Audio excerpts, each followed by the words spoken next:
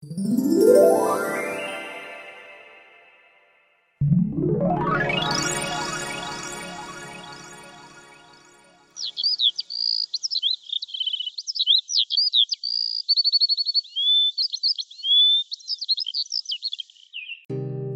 ব্যাপার কর্মীলতা, আমার উপহারটা বুঝি তোমার পছন্দ হয়নি? হয়তো না হওয়ারই কথা, কারণ তোমার সৌন্দর্যের কাছে এই ফুলগুলো অতি তুচ্ছ। আজ তুমি আমার চোখে পৃথিবীর সর্বোচ্চ সুন্দর কেউ, সেখানে ফুলগুলো একদমই মূল্যহীন। আমি দুঃখিত কর্মীলতা, আসলে আমি জানি না তো তোমার কি পছন্দ আর কি অপছন্দ। সূর্য আমার মতো সামান্য কর্মীলতাকে পৃথিবীর সবচেয়ে সুন্দর কেউ ভাবছে, আর ও কি জানে ও আমার কাছে কেমন? সেখানে পৃথিবীর যে কোনো মূল্যবান জিনিসই যে তুচ্ছ। সূর্য, তুমি কি করে ভাবলে তোমার এই উপহার আমার পছন্দ হবে না? আমার মতো সামান্য কর্মীলতার কি সে যোগ্যতা আছে যে তোমার আনা উপহারকে উপেক্ষা করবে? তুমি যে আজ এখানে এসেছো, এটাই আমার কাছে যে বড় উপহার। কি হলো, তাকিয়ে আছো কেন এভাবে? কই দাও, আমার উপহারটা আমাকে দেবে না বুঝি? হ্যাঁ, অবশ্যই দেব, কেন দেব না। কর্মীলতা, তুমি দেখছি আমার সাথে মজা করতেও শুরু করেছো। একি সূর্য, যে সূর্য, কখন এসেছো তুমি? দেখেছো আমি এত তাড়াহুড়ার কারণে খেয়ালই করিনি, আমাকে কেউ একটু বললোও না। কি রে কলমিলতা, তুই তো অন্তত একটু বলতে পারতি আমাকে, নাকি? ছেলেটা সেই কত দূর থেকে এসেছে, হয়তো ওর খিদেও পেয়ে গেছে এতক্ষণে। আরে চাচি, আপনি দয়া করে এত ব্যস্ত হবেন না, আমি তো মাত্রই ভালো আসলাম, আমার একদমই খিদে পায়নি। আপনি দয়া করে এত উতলা হবেন না। তুমি বললেই হলো বুঝি।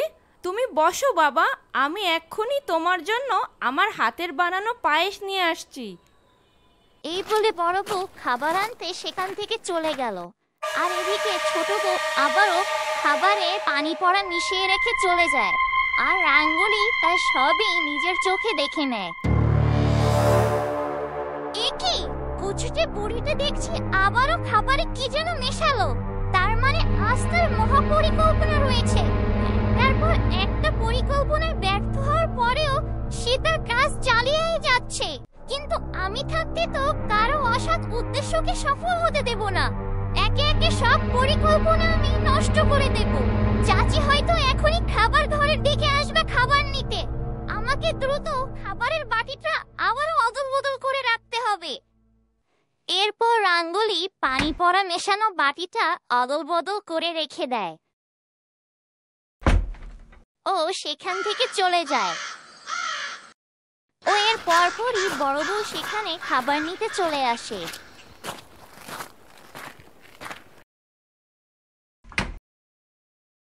মহাজন সাহেব, অনেক সময় তো হলো আমাদের এ ঘরে বসতে বলে কারো কোনো দেখা নেই।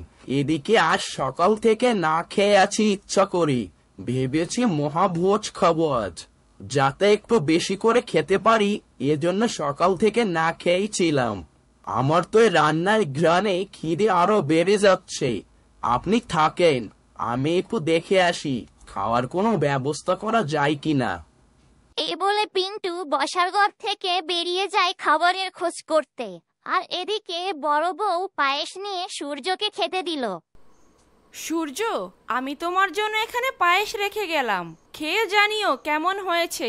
আর কিছু সময়ের মধ্যে রান্নাও শেষ হয়ে যাবে। আজ আমি নিজের হাতে তোমাকে খাওয়াবো। তোমরা তাহলে গল্প করো, আমি আসছি। হ্যাঁ সূর্য, খাও, মায়ের হাতের বানানো পায়েস ভীষণ ভালো, একবার খেলে আর ভুলতেই পারবে না। তাই নাকি?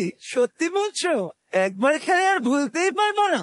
কিন্তু আমি তো ইতিমধ্যে অন্য কিছুতেই বলে আছি, যা একবার দেখার পরে আর ভুলতে পারছি না।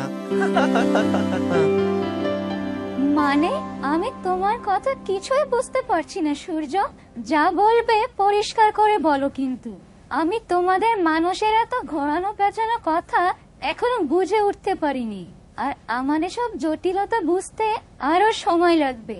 তোমাদের মতো মানুষের সাথে থাকতে থাকতে হয়তো তখন আমি আস্তে আস্তে বুঝতে পারবো। এখন জলদি বলো তো কি বলতে চাইছিলে। ও না না, ও কিছু না। আমি হঠাৎ আপন মনে কি বলতে শুরু করেছিলাম, আবল তাবল কে জানে। বাদ দাও এসব কথা। সূর্য মনে হলো ইচ্ছা করে কথাটা আমার থেকে এড়িয়ে গেল। এভাবে কথা বলার মানে কি আমি তো কিছুই বুঝতে পারছি না। সূর্য আবার কি দেখে আর ভুলতে পারছে না। একা একা উদাস মনে বিড়বিড় করলো আর বলতে কেমন এড়িয়ে গেল। শুনেছি মানুষেরা যখন কারো প্রেমে পড়ে তখন নাকি এমন উদাস মনে পাগলামি করে। তার মানে কি কোনো মেয়ে ঘটিত বিষয় হলে তো সেটাই হওয়ার কথা।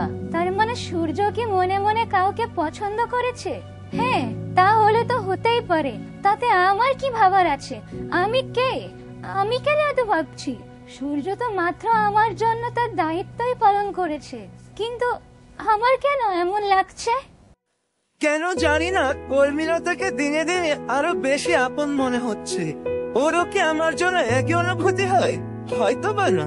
তার ভাবনা যে আমার মতো হতে হবে এমনটা তো কোনো কথা নয়, কিন্তু আজকাল আমারই বা কেন এমন অনুভূতি হচ্ছে সেটাও আমি বুঝতে পারছি না।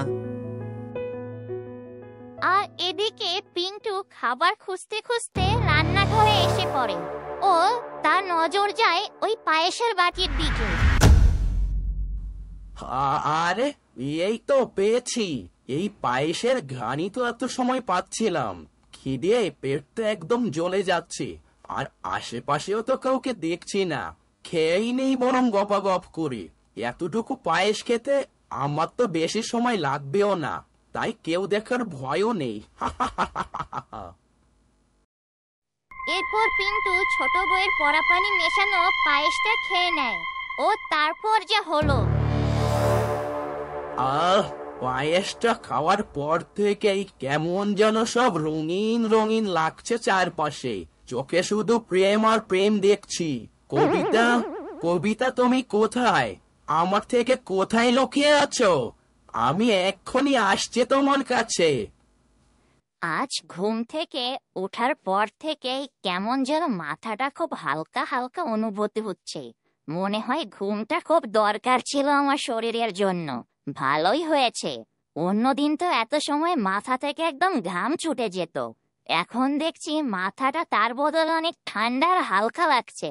বেশ বাতাসও লাগছে মনে হয়, এমনটাই তো মনে হচ্ছে। যাক, ভুল করে ঘুমিয়েও দেখছি ভালোই উপকার পাচ্ছি। এজন্যই বলে যা হয় ভালোর জন্যই হয়। এবার ঠান্ডা মাথায় গিয়ে একটু দেখে আসি ওদিকের কি অবস্থা।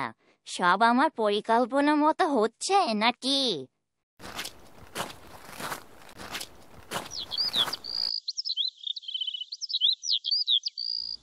এই যে, আপনি কি আমার কবিতাকে দেখেছেন? আমার কবিতা কোথায় যেন লুকিয়ে আছে আমার থেকে। আপনি দয়া করে আমাকে আমার কবিতার কাছে নিয়ে যান না। ওমা, এ মহাজনের চামচাটা এমন কেন করছে? ও আবার কবিতা কেমন প্রেমের ভঙ্গিতে ডাকছে কেন? তাহলে কি সব তালগোল পাকিয়ে গেল? হায় হায়, তাহলে তো সর্বনাশ। যাই, ওকে একটু বাজিয়ে দেখে তো আসলে কি ঘটনা তাই। এই পিন্টু, তুই কি কিছু খেয়েছিস নাকি আমাদের বাড়ি থেকে? এসব কি আবল তাবল বলছিস? সত্যি করে বল কিন্তু আমাকে। হ্যাঁ, খেয়েছি তো। মাত্রই তো রান্নাঘর থেকে এক বাটি পায়েস খেয়ে আসলাম। আহা, সে এক মজার পায়েস, যেটা খাওয়ার পর থেকে আমার দিন দুনিয়া সব প্রেমময় হয়ে গিয়েছে। চোখে শুধু কবিতাকে দেখতে পাচ্ছি। আমার দুনিয়া এখন কবিতাময় হয়ে গিয়েছে। কবিতা, আমার কবিতা, তুমি কোথায়? আমি এক্ষুনি আসছি তোমার কাছে। আমি যাই, পরে কথা হবে। আমার কবিতা আমাকে ডাকছে। হায় হায়, যা ভেবেছিলাম তাই তো হলো, কিন্তু কি করে এমন গোলমাল পাকিয়ে গেল? ওরে শয়তান বিটকেলটা, দাঁড়া। তুই আমার মেয়ের মান সম্মানটা আছে ডুবাবি মনে হচ্ছে। এই মহাজনের চামচাটা যদি আর সবার সামনে এমন পাগলামি করতে থাকে, তখন যে আমাদের মান সম্মান আর কিচ্ছুই থাকবে না। আমি কি করে মুখ দেখাবো? হায় হায়, আমার মেয়ের মান সম্মান যে সব শেষ হয়ে যাবে আজ। কিছুই মাথায় আসছে না, কি করবো এখন? কি করে যে সব এলোমেলো হয়ে যায় সব সময়, আমি কিছুই বুঝি না।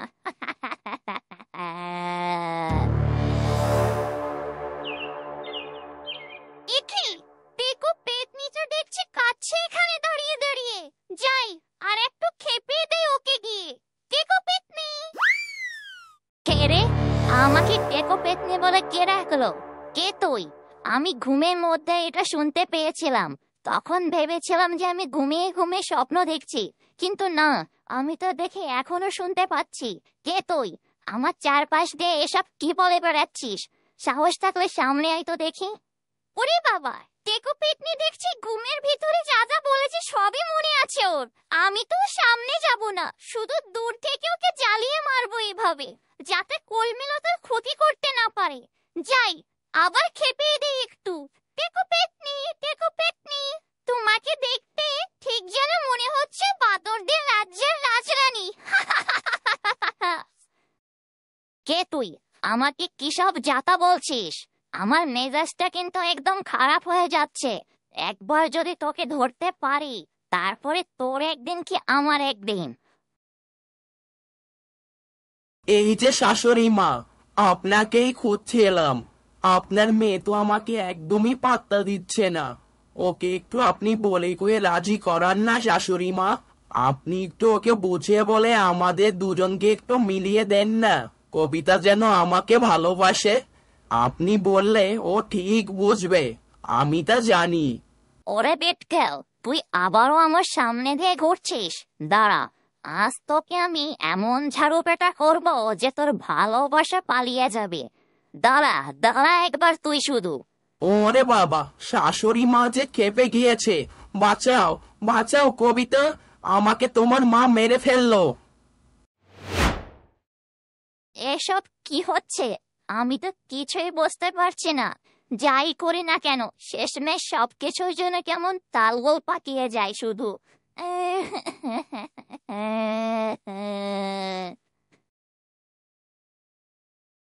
বুবু, পাশের ঘরে আসো, বড়মা তোমাদের ডাকছে। আজ তোমার জন্য আমরা কেমন আয়োজন করেছি তা একবার দেখবে না? তোমাকে আজ আমরা একদমই চমকে দেব। তাড়াতাড়ি আসো।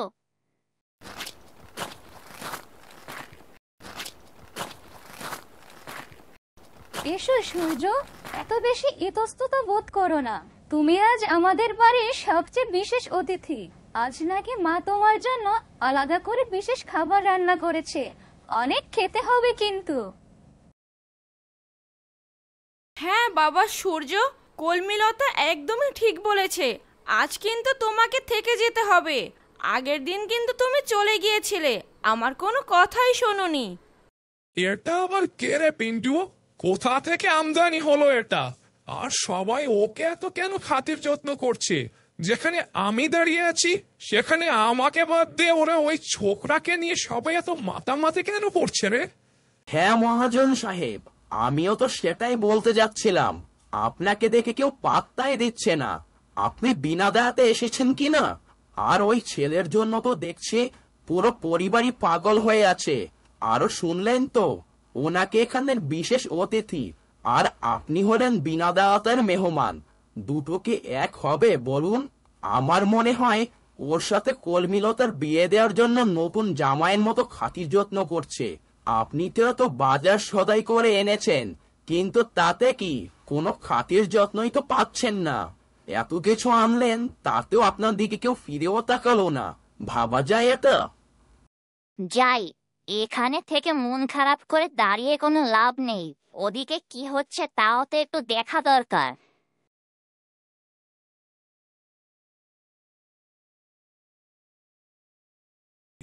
মানে এই নাও কলমিলতা, তোমার জন্মদিনে আমার পক্ষ থেকে একটা সুন্দর শাড়ি আমি নিজে তোমার জন্য বাজার থেকে পছন্দ করে নিয়ে এসেছি। মা, এই চাচা কে? আমি তো ওনাকে এখানে আগে দেখেছি বলে মনে পড়ছে না। কলমিলতা মা, উনি আমাদের গ্রামের মহাজন সাহেব। তোর জন্মদিনে আমাদের বাড়িতে এসেছেন। ও আচ্ছা, আপনি তাহলে ওটা পাশে রাখুন চাচা, আমি পরে না হয় সময় করে দেখে নেব। এ কি হলো মহাজন সাহেব? ওই মেয়ে তো আপনাকে চাচা বলে সম্বোধন করলো, আর আপনার ওই দামি শাড়ি তো দেখছে ছুঁয়েও দেখলো না। আপনি তো বলেছিলেন এই শাড়িটা সবার সামনে দিলে নাকি সবাই আপনাকে ধন্য ধন্য করবে, খাতির যত্ন করতে শুরু করবে। কই, তার তো কিছুই দেখছে না। একবার ফিরেও তাকালো না আপনার উপহারের দিকে কেউ।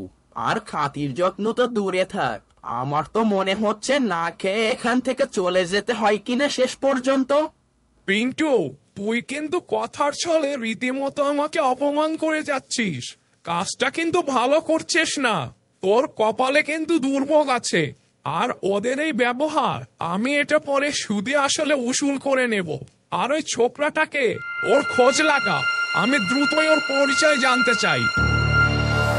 ও, আমারও তো কলমিলতাকে একটা বিশেষ উপহার দেয়া বাকি রয়ে গেল। এখনই সেটা দেওয়ার উপযুক্ত সময়। কলমিলতা, তোমার জন্য আমার পক্ষ থেকে এই বিশেষ উপহারটা। তুমি এটা গ্রহণ করলে আমি খুব খুশি হব। এসবের কি দরকার ছিল সূর্য? শুধু শুধু এতগুলো টাকা নষ্ট করলে। তুমি যে এসেছো, আমরা সবাই এতেই অনেক খুশি। বুবু, চলো তোমাকে গয়নাটা এখনই পরিয়ে দেই, তাহলে তোমাকে দেখতে আরো অনেক সুন্দর লাগবে।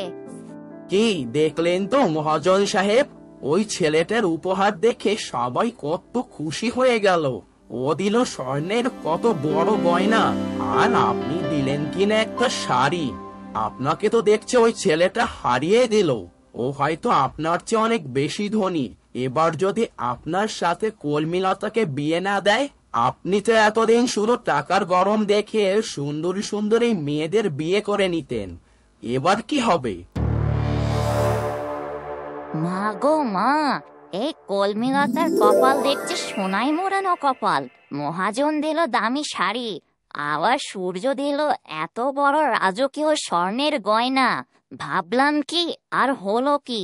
এই গয়নাটা পাওয়ার কথা ছিল আমার মেয়ে কবিতা, আর ওর কপালে নাকি না জুটলো মহাজনের চামচা। হায় হায়, এ সব কিছু হয়েছে আমার জন্য। ইচ্ছা করছে নিজের মাথার চুলগুলো নিজেই ছেড়ে নি, না হয় ওই কলমিলতাকে গলাটা চেপে ধরি। এক্ষুনি কলমিলতার আনন্দ আমি নষ্ট করে দেব। কিরে কলমিলতা, সবাইকে তো দেখছি ভালোই হাত করেছিস। তা কি দিয়ে বশ করলে সবার মন, যে এত দামি দামি উপহার দিচ্ছে সবাই তোকে? তার আগে বলো, তুমি কি দিয়ে তোমার মাথার চুলগুলো সব গায়েব করে দিলে?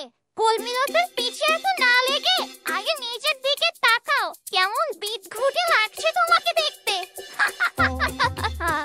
এরপর রাঙ্গুলির সাথে সাথে সবাই ছোট বউকে দেখে হাসাহাসি শুরু করলো। কি ব্যাপার, আমি যেখানে সবার সামনে কলমিলতাকে অপমান করে হেনস্থা করতে চেয়েছিলাম, আর তার বদলে কিনা সবাই আমাকে দেখে হাসাহাসি করছে। বন্ধুরা, আজকে কলমিলতার পর্বটি তোমাদের কাছে কেমন লাগলো? আগামী পর্বে কি হতে চলেছে তা দেখতে হলে চোখ রাখো গল্প ঝুলিতে। যদি তোমাদের কাছে গল্পটি ভালো লাগে, তাহলে বেশি বেশি লাইক, কমেন্ট ও সাবস্ক্রাইব করে গল্প ঝুলির পাশেই থাকো।